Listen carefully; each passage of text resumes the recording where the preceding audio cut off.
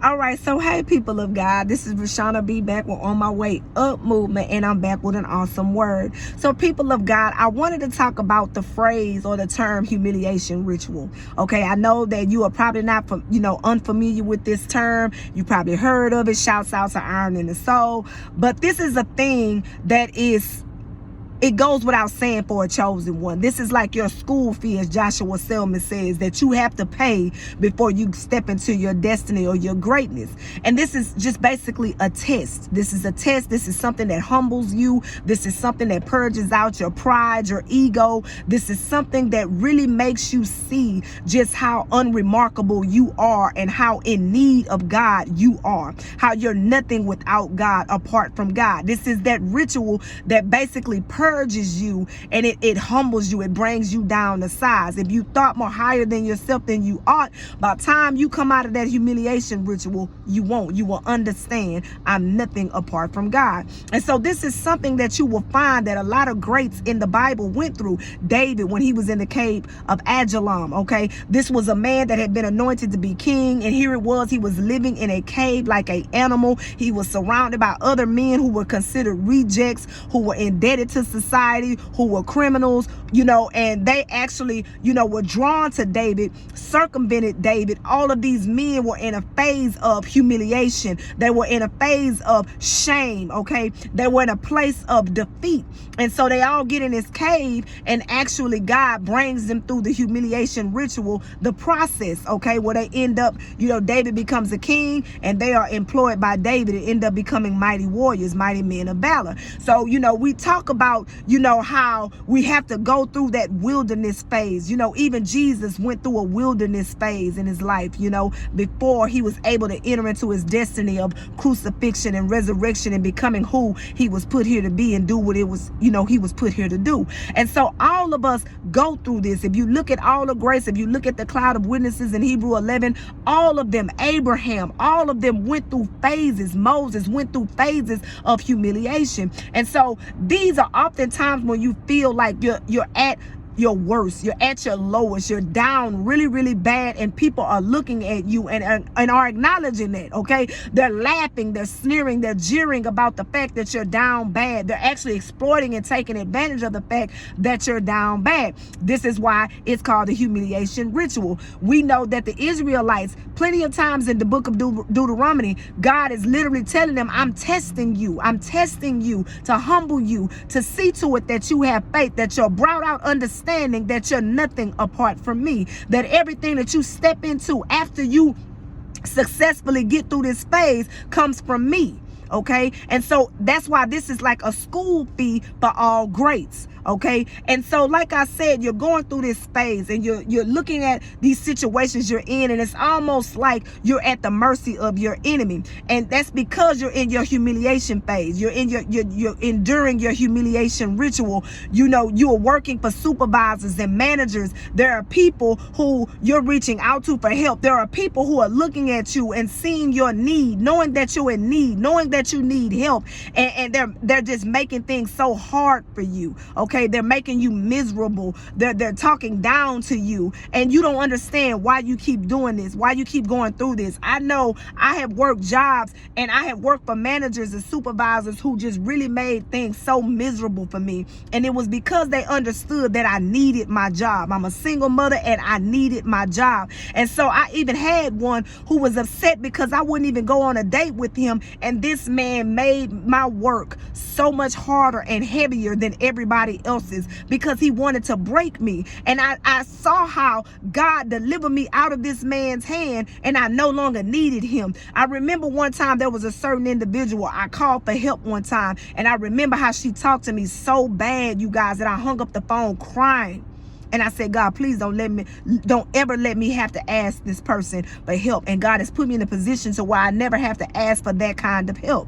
But God delivered me and saw to it that I was provided for. He delivered me out of those situations. But those were situations that humbled me, that made me understand that, God, I need you. I need you. I'm not I'm not independent of you. I'm not all sufficient. I'm not self-sufficient, my God. I need you at this time in my life. People are looking at me. I'm a wonder to many, like David said in Psalm 70. They're pointing at their fingers at me, laughing at the fact that they can see that I'm in a certain position, a situation that's humiliating and embarrassing. And they're saying, how is it that this woman could still talk about God? How is it that she can get on YouTube and continue to confess that God is good and God deserves our glory and praise?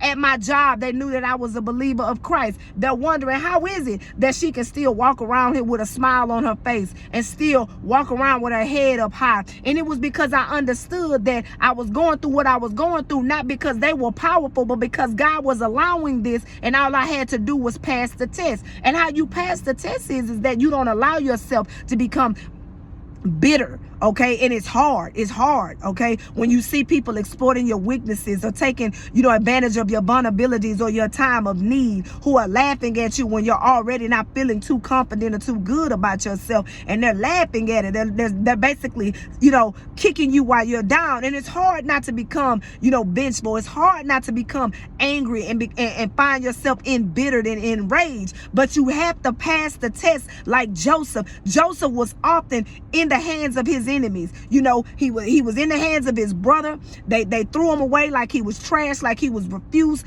threw him in a pit. He was found by a caravan of Egyptians. He gets sold into slavery. He's at the mercy of Potiphar and Potiphar's wife. She's trying to break him. She's making things hard for him. He doesn't want to, give her what she wants. She puts him in prison. Now he's in prison. Another humiliating and embarrassing situation. But Joseph never stopped saying that God was God and that God was the giver of his gifts and dreams. And so he was at the mercy of the prison guards.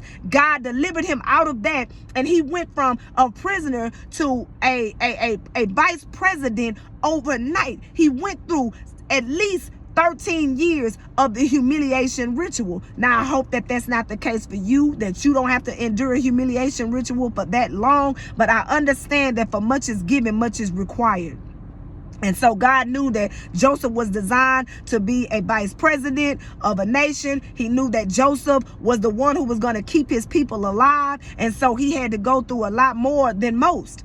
Okay, his humiliation ritual was long, but he was always seeming to be at the mercy of his enemies. And if you look at the situation, God would always deliver him out to where it would be like the enemies would have to look at it like, man, this guy just keeps slithering out. I think about the jobs that I had, supervisors and management. I think about the gatekeepers that I've had to face, and how they liked it at a certain period, that it seemed like I was at their mercy, that I was in the palm of their hand. And then God would pluck me out and put me in a position to where I didn't need their mercy. I didn't need their help. Okay. And I'm not saying that with pride. I'm just saying. And so these people, would say stuff like, wow, it looked like it was easy for you. It looked like you having it good. It looked like, you just seemed to be skating by. But the truth of the matter was, I wasn't.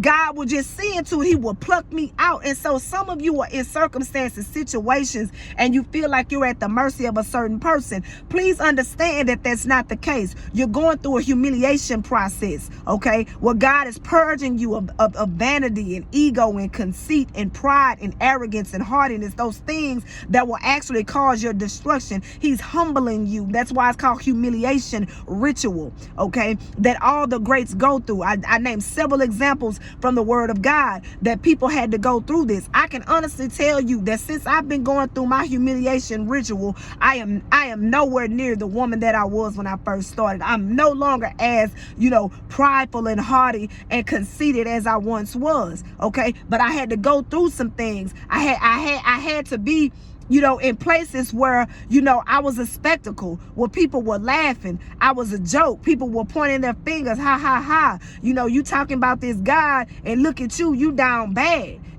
It was times that I cried out to God, and I was like, man, God, what's going on? Your word says that I'll never be brought down to shame, that I'll never be defeated. And I realized that it wasn't that I was being put to shame or that I was defeated, because God always knew what my end result was going to be, and that it was going to be victory. And my enemies were instead put to shame. You know, I've had people that have had to come back and say, man, I apologize. I've had people that had to come back and say, wow, you know, I didn't think you was going to make it out of it. Wow, man, you got through that, man. God is with you. I've had people they got put to shame at the end of the day. I was just going through a process. I was just going through due process. I was just paying my due diligence, my school fee for where I'm headed to. You know, and so this morning I had to give glory to God to think about all the specific scenarios and situations where I was in a place of humiliation and God will pluck me out every single time. You know, I remember years ago, you guys, I was in a position to where I was starting all the way over, you know, just from the ground up. And there was a specific person that I needed help from. And so the Lord had revealed to me that this person was going to use, you know, her finances to manipulate and control me. And I remember how she was treating me when I was in this place, when I was in this position. And I remember I went to God and I prayed about it. And God told me, nobody owes you anything. Nobody owes you anything. I have designed it to where everything that you get in life is going to come directly from me. Nobody's going to get the glory for it. I wiped my tears. God told me, do the things that you told me you were going to do. I went and done the things. I went and gave my testimony somewhere. God opened up the floodgates of heaven. And before you know it, I was giving over $7,000. You know, $7,000. That was enough for me to start from the ground up good. I was no longer in the hands of that individual who was mistreating me by manipulating me and withholding help, you know, or basically kind of just dangling carrots in my face to try to get me to, you know, to conform to you and be controlled and do the things that she wanted me to do and be who she wanted me to be. God plucked me out of her hand.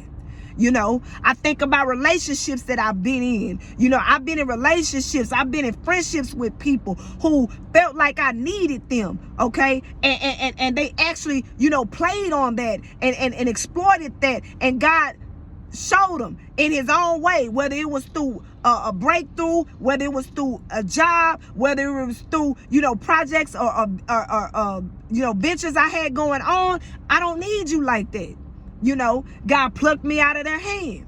You know, I talked about that supervisor I had. God plucked me out of his hand and gave me a better job. And before I left, it was him who came to me and was like, hey, I can see to it that you get a raise. I can see to it, because it was I was working there as a temp. He was like, that you get put on permanent. But I was able to look at him and say, oh, no, I'm okay. You know, I already put my 2-week notice in. I'm going somewhere better. You know, I mean, well, I didn't say that, but that's what I was thinking. But I was like, no, I already put my 2-week notice in. I'm going somewhere else. I'm going in another direction, you know, with a smile on my face, you know, and I had to walk away from that and say, wow, God, you awesome. You show out, you know. And so I want some of you to understand that what you're going through right now may feel humiliating. I know that you may feel embarrassed. You know, I know that people are probably talking about the fact that, you know, you are in a position that you're in and they're glorifying it. And a lot of the times it has to do with jealousy and envy.